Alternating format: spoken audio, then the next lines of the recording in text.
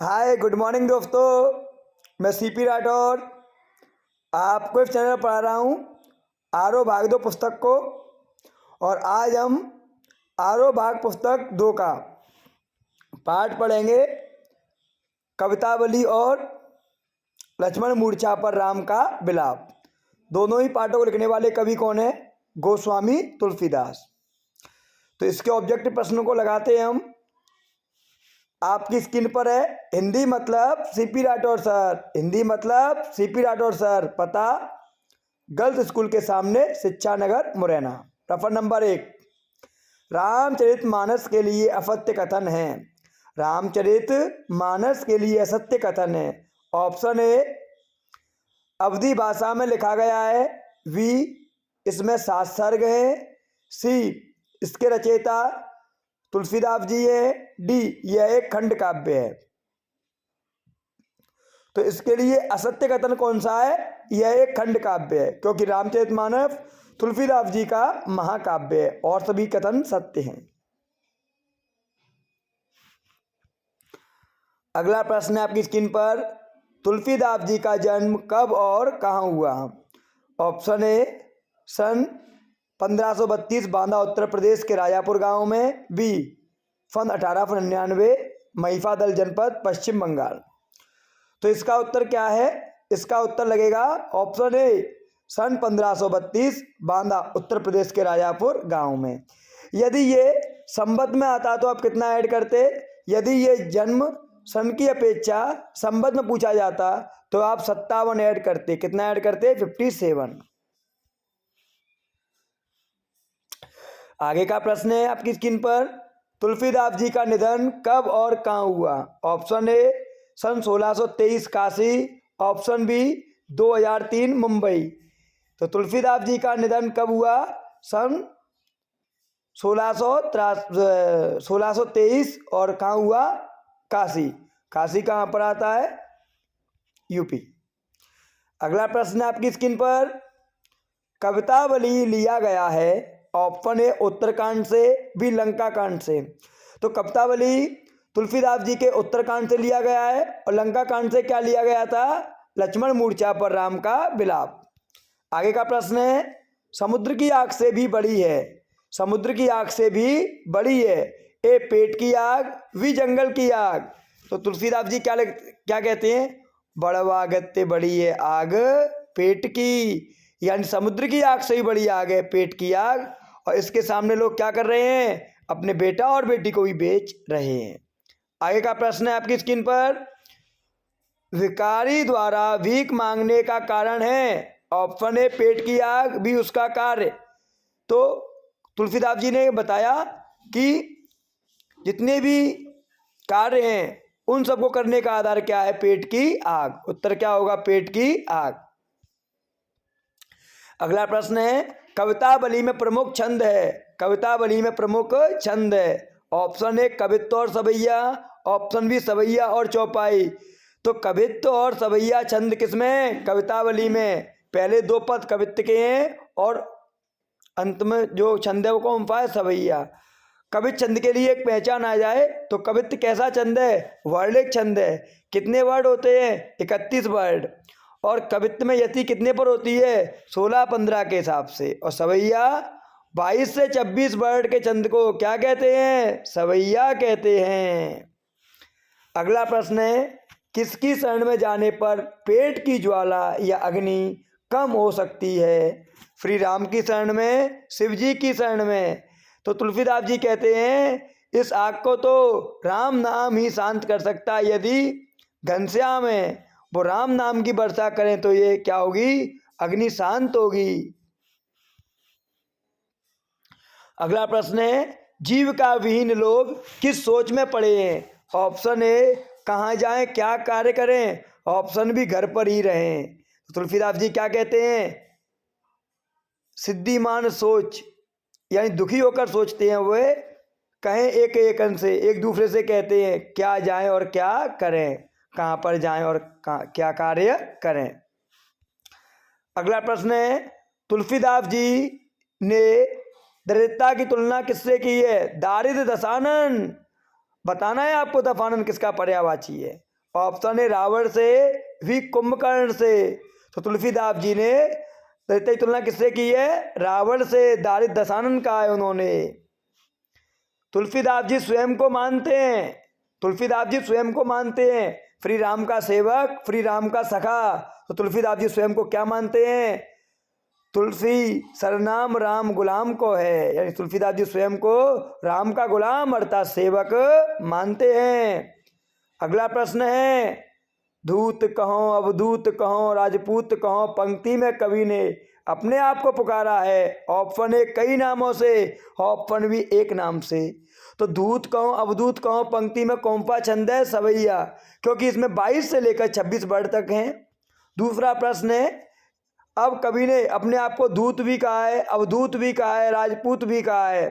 इसका मतलब क्या हुआ? कवि ने अपने आप को कई नामों से पुकारा है। लोग अपने बेटा और बेटी को बेचते हैं। ऑप्शन ए पेट की आग के कारण, भी दुश्मनी के कारण। तो लोग अपने बेटा और बेटी को बेच रहे हैं, क्यों? पेट की आग के कारण। तभी तो कहते हैं बड़वा गत्ते बड़ी है आग पेट की। तुलसीदास जी कहाँ सो सकते हैं? ऑप्शन ए मांग कर खा सकते हैं, भी मस्जिद में भी सो सकते हैं। तुलसीदास जी क्या कहते हैं? मांग के खेवो, मसीत के सोइबो, लेवे को एक न देवे को दो। तो मस्जिद का मतलब क्या हुआ? मस्जिद में भी सो सकते हैं। कहाँ सो सकते हैं? मस्जिद में भी। लक्ष्मण मूर्छा पर राम का विलाप किस कांड से लिया गया है? ऑप्शन ए लंका कांड से, भी उत्तर कांड से। तो लक्ष्मण मूर्छा पर राम का विलाप कहाँ से लिया गया है? लंका कांड से। आगे प्रश्न है, जीवनी यानी संजीवनी होगा यहाँ पर, क्या होगा? संजीवनी। संजीवनी बूटी लाने से पूर्व हनुमान जी ने किसके चरणों की वंदना की? ए प्रभु के, या प्रभु श्री राम के चरणों की, वे शिव जी के चरणों की। तो प्रभु श्री राम के चरणों की वंदना किसने की है? हनुमान जी ने की है। अगला प्रश्न है, हनुमान जी किस वैद को लंका से लाए? ए सुषेण वैद, भी विभीषण। तो विभीषण तो राम जी के भक्त हैं, रावण के भाई हैं, उन्हें तो निकाला है लंका से। और उनके कहने पर जब लक्ष्मण जी मूर्छित हुए तो सुषेण वैद को कौन लेकर आए?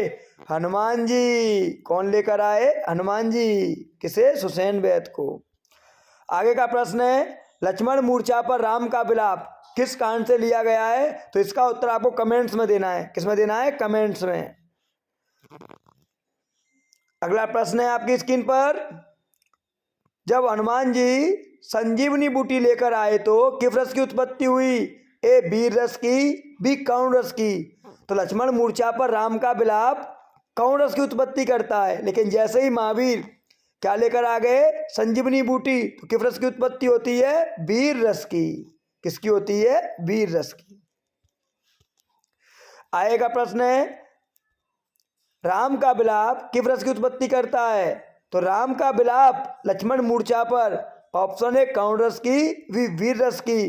तो हनुमान जी के आने से वीर रस की उत्पत्ति है, लेकिन राम का विलाप क्या बढ़ा रहा है? कौन रस को।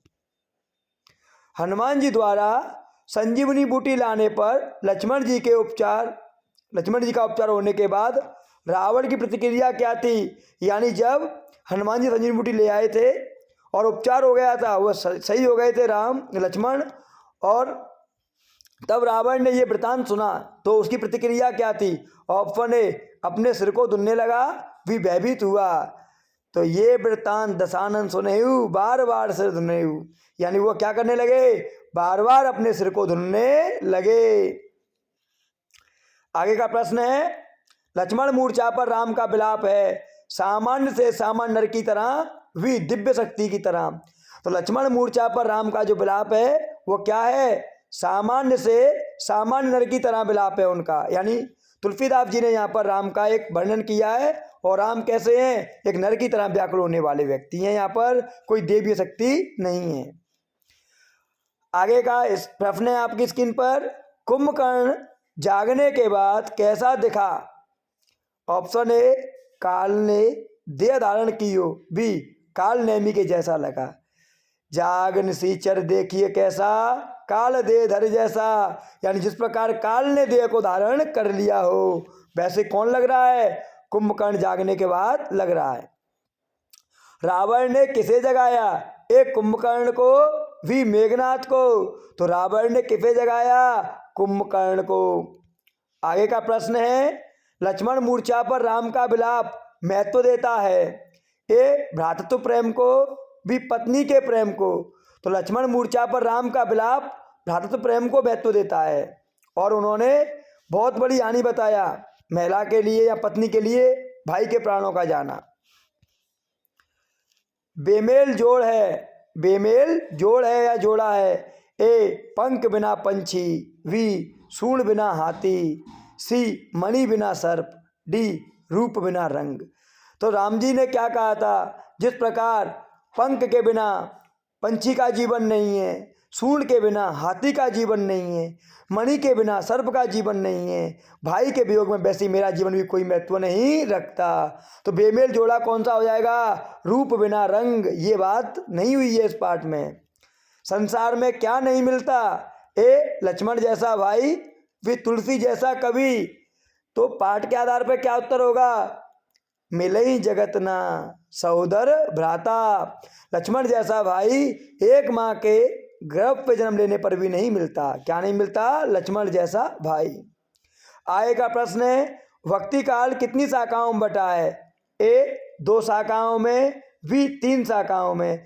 तो भक्ति काल 2 शाखाओं में बटा है। कितनी शाखाओं में बटा हुआ है, 2 शाखाओं में बटा है।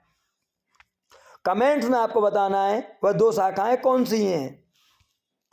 तो मैं आपको हमने क्या देखा, यहाँ पर ऑब्जेक्टिव प्रश्नों को देखा। लगातार प्रश्नों को प्राप्त करने के लिए आपको क्या करना है, चैनल को सब्सक्राइब करना है, वीडियो को लाइक करना है और बेल आइकन दबाना है, जिससे क्या होगा, आपको समय से